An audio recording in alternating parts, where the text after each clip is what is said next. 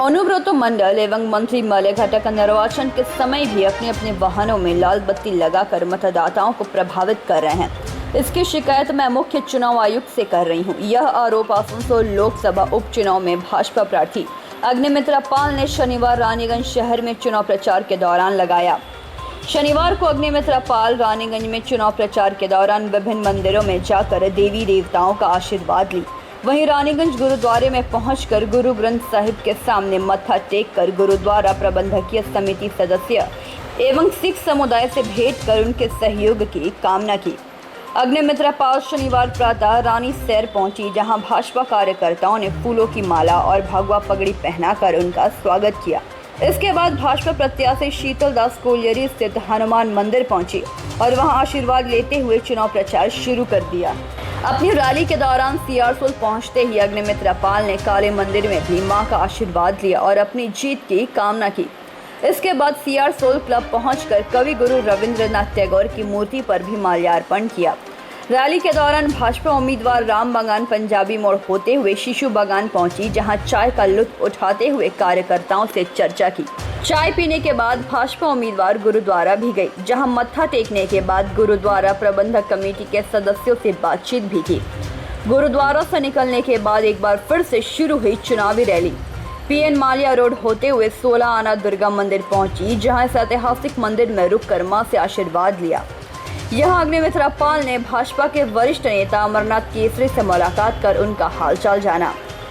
Rally पूरे रानीगंज शहर की परिक्रमा कर स्टेशन के पास जाकर समाप्त हुई।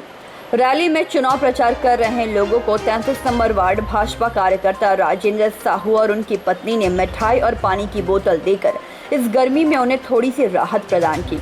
अग्निमित्रा पाल ने अपने चुनाव प्रचार के लिए बस को भी माध्यम बनाया। उन्होंने बस में चढ़कर बैठे यात्रियों से भाजपा के पक्ष में वोट करने की अपील की, साथ ही केंद्र सरकार की योजनाओं से उन्हें अवगत करवाया।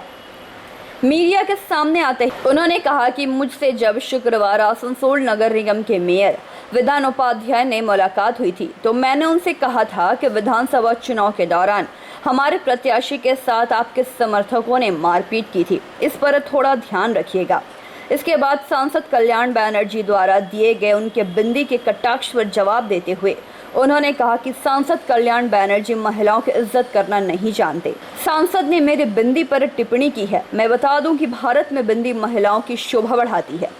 इस पर किसी भी तरह की टिप्पणी करना गलत है। इस रैली में बीजेपी शहर मंडल अध्यक्ष राजेश मंडल, सभापति सिंह, शमशेर सिंह, शताब्दी चैटर्जी, बीजन मुखर्जी, दिनेश सोनी, गोपाल पारिक, अजित केसरी आदि मुख्य रूप से उपस्थित रहे। नमस्कार, আপনারা দেখছেন টিভি নিউজ। আগামী 12 এপ্রিল আসন্ন আসানসোল লোকসভার উপনির্বাচন বিজেপি মনোনীত প্রার্থী অগ্নিমিত্রা পাল মহাশয়া ইতিমধ্যে রানীগঞ্জ বিধানসভায় ঢুকে পড়েছেন এবং রানীগঞ্জ শহরতলির বিভিন্ন জায়গায় তিনি নিজের প্রচার কাজ চালাচ্ছেন। এখন ঠিক আমরা রয়েছি রানীগঞ্জের পিএন মালিয়া রোড স্থিত, যেখানে আপনাদেরকে এই কিছু দেখাবো। উনি ঠিক নিজের সামনে রয়েছে বাইক গাড়ি, তারপরে গাড়ি হোটেল গাড়িতে রয়েছেন ওপরে, সেখানে স্থানীয় দোকানে উনি চা খেলেন এবং সাধারণ রানীগঞ্জের পাবলিকদের সাথে উনি কথা বলছেন। আরও বিস্তারিত জানতে এবং টোটাল র্যালি সিনারিও জানতে আমাদের সঙ্গে থাকুন, বিস্তারিত জানতে সঙ্গে থাকুন। আমি অভিযোগ করবেন আগে থেকে বলতে পারবো না, ইলেকশন কমিশন রয়েছে, সেন্ট্রাল ইলেকশন কমিশনকে বলবো আপনারা ব্যাপারগুলোকে দেখুন এবং সেন্ট্রাল ফোর্স আসছে, আপনারা দেখুন ব্যাপারগুলোকে। এবং সেন্ট্রাল ইলেকশন কমিশনের আমি একটা নজরে আনতে চাই, আজকে শ্রী অনুব্রত মণ্ডল এবং শ্রী মলয় ঘটক মহাশয় লাল বাতি গাড়ি লাগিয়ে যাচ্ছে। ইলেকশনের সময় লাল বাতি গাড়ি লাগাতে পারেন না। সেন্ট্রাল ইলেকশন কমিশনকে আমি এটা নজর দিতে বলবো। উনি প্রভাবিত করার চেষ্টা করছেন।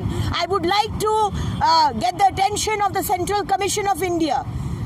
Men like Mr. Anubrata Mondal and Mr. Maloy Ghatak is using cars with red light. They are not supposed to use red light during election time. They are trying to influence the election process. তাই আমি central election কমিশনকে বলবো এই ব্যাপারটা দেখার জন্য। প্রভাবিত করার চেষ্টা করবেন না। আসানসোলের মানুষকে ভোট দিতে দিন, যাকে তাদের ইচ্ছে তাকে তারা ভোট দেবে। আমাকে ভোট দিতে হবে বলছি না, কাউকে ভোট দিতে হবে বলছি না, যাকে তাদের ইচ্ছে তাকে তাদের ভোট দেবে, বাট ইনফ্লুয়েন্স করার চেষ্টা করবেন না। দিদি, এটা নিয়ে লিখিত অভিযোগ করবেন ইলেকশন? অ্যাবসলিউটলি লিখিত অভিযোগ করব, সকালেই বলা হয়ে গেছে, লিখিত অভিযোগ জানানো হচ্ছে। দিদি আজ থেকে রঞ্জিত দাস। রঞ্জিত সাউ, এই হচ্ছে ভারতীয় জনতা পার্টি, এই হচ্ছে ভারতীয় জনতা পার্টির কার্যকর্তা। এই খালি পায়ে সারাটা রাস্তা, আমরা গরমে দাঁড়াতে পারছি না, উনি খালি পায়ে আমার সাথে প্রচার করছেন রাস্তায় হেঁটে। উনি প্রতিজ্ঞা করেছেন যতক্ষণ না বিজেপি জিতছে উনি পায়ে চটি পড়বেন। কেন বলি জানেন? যে BJP is with a difference, a party with a difference. এইসব কার্যকর্তাদের জন্য আমরা সত্যি ধন্য যে এই ধরনের কার্যকর্তা আমাদের পার্টিতে আছে। সেই জন্যে আমরা BJP is a party with a difference, তাই তো? ভারত माता की मोदी सरकार जब तक पश्चिम बंगाल में नहीं आ जाते हैं तब तक हम पैर में चप्पल नहीं पहनेंगे और दाढ़ी बाल भी नहीं कमाएंगे। रह गया है कि जब लॉकडाउन में इतने ही हमारे मोदी सरकार ने मदद किए हैं, उसके आगे हम उसका आभारी है और इससे ज़्यादा मैं क्या कर सकता हूँ।